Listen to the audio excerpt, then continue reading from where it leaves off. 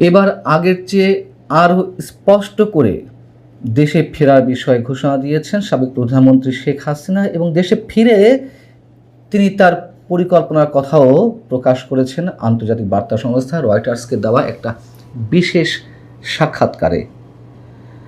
Reuters তার এই ইন্টারভিউটি করেছে বৃহস্পতিবার গভীর রাতে 1 ঘণ্টা ব্যাপী এবং সম্ভবত এবারই প্রথমবারের মতন শেখ হাসিনা টেলিফোনে কোনো সংবাদ মাধ্যম বা সংবাদ সংস্থাকে সরাসরি সাক্ষাৎকার দিলেন। আমরা জানি যে এর আগে তিনি রয়টার্সকেও সাক্ষাৎকার দিয়েছেন, ব্রিটিশ গণমাধ্যম দ্য ইন্ডিপেন্ডেন্টকে দিয়েছেন, ভারতের বিভিন্ন গণমাধ্যমে তো দিচ্ছেনই, সেগুলো সবই ইমেইলে। এটি সম্ভবত প্রথম টেলিফোনের সরাসরি সাক্ষাৎকার এবং রয়টার্সও তার এই সাক্ষাৎকারটিকে এক্সক্লুসিভ ইন্টারভিউ হিসেবে প্রকাশ করেছে। তিনি তার সাক্ষাৎকারে যেই মূল বিষয়গুলো নিয়ে এসেছেন সেটি হচ্ছে তিনি ডিসেম্বরেই দেশে ফিরবেন এবং দেশে ফেরার পর তিনি তার দলীয় নেতাকর্মীদের নিয়ে আত্মসমর্পণ করবেন। দেশে ফেরার পর যদি তার মৃত্যুর মুখোমুখিও হতে হয়, তাকে কেউ যদি হত্যাও করে, তারপরেও তিনি ডিসেম্বরেই দেশে ফিরবেন। রয়টার্স বলছে যে দক্ষিণ এশিয়ায় এই দেশটির অর্থাৎ বাংলাদেশের দীর্ঘতম সময় ধরে ক্ষমতায় থাকা নেত্রী বলেছেন তিনি এবং তার দল আওয়ামী লীগের সদস্যরা স্বেচ্ছায় সেই দেশে ফিরে আদালতে হাজির হতে চান। এর মাধ্যমে তারা দেখাতে চান দেশের সবচেয়ে প্রভাবশালী রাজনৈতিক প্রতিপক্ষের বিষয়ে বাংলাদেশ কেমন আচরণ করে। রয়টার্সের এই যে সাক্ষাৎকারটি প্রকাশ হয়েছে তার শিরোনাম হচ্ছে Bangladesh is Hasina plans December return with party colleagues to surrender. আমি এই সাক্ষাৎকারটি দীর্ঘ, মোটামুটি একটি বড় অংশই আপনাদের সামনে হুবহু বাংলা করে জানাচ্ছি, তারপর না হয় সামান্য বিশ্লেষণ করব।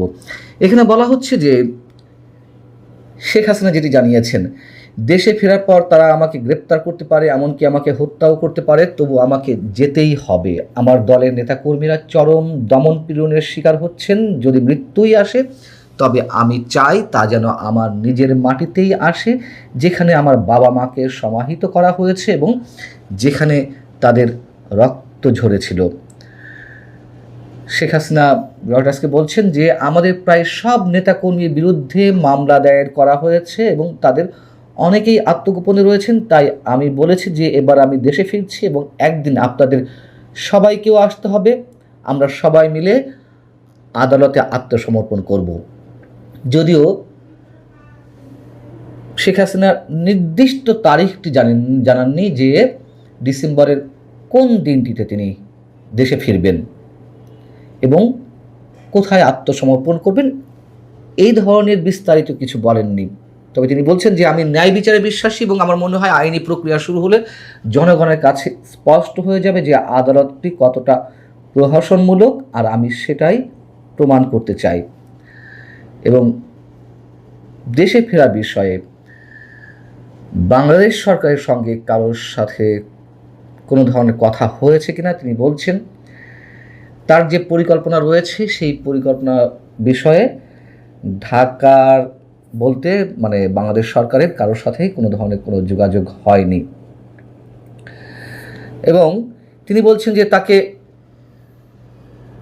তার পিতার হত্যাকাণ্ডের পরে নির্বাসনে থাকতে হয়েছে। 1981 সালে বাবার হত্যাকাণ্ডের পর যতদিন তিনি দেশে ছিলেন, তারপর যখন 81 সালে দেশে ফিরলেন, ফেরার পর সামরিক শাসনের বিরুদ্ধে আন্দোলনের সময় তাকে বারবার আটক করা হয়েছে।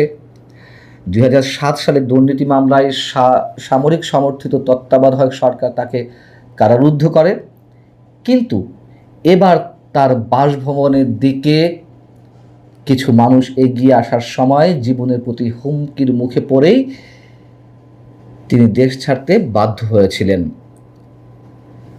আওয়ামী লীগ সরকারের সর্বশেষ যে 15.5 বছর শাসন, সেই শাসনের বিভিন্ন ভুল ত্রুটি নিয়েও তিনি কথা বলেছেন।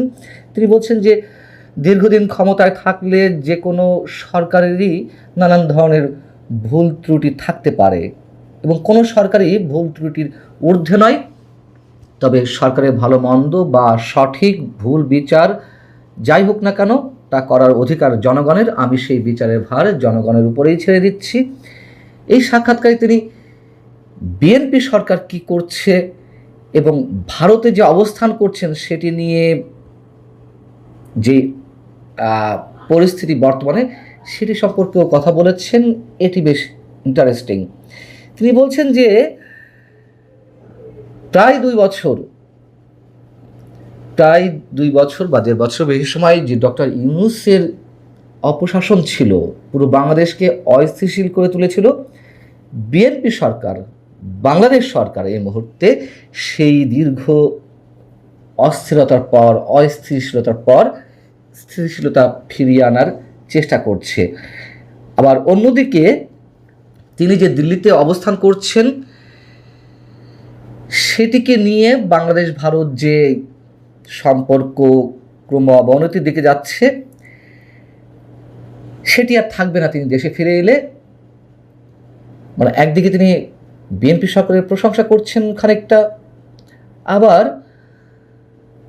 তিনি ওই বিষয়টিকেও ইঙ্গিত করছেন ভারত বাংলাদেশ সম্পর্কের দিকে, যে আমি ফিরে গেলে এই সম্পর্ক আর নিশ্চয়ই খারাপের দিকে যাবে না। খুবই সিগনিফিক্যান্ট এই কথা দুটো।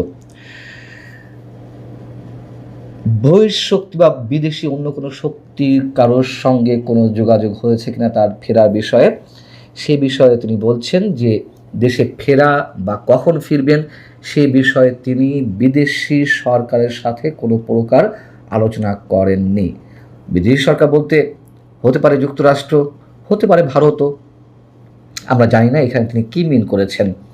তিনি বলছেন যে বাংলাদেশ সরকার বারবার আমাকে ফিরিয়ে দিতে ভারত সরকারের কাছে অনুরোধ জানিয়েছে, কিন্তু আমি নিজেই ফিরতে চাই। রয়টার্সের পক্ষ থেকে তার এই ইন্টারভিউ বিষয়ে বিএনপি সরকারের মানে দায়িত্বশীল অনেকের সাথেই যোগাযোগ করা হয়েছিল।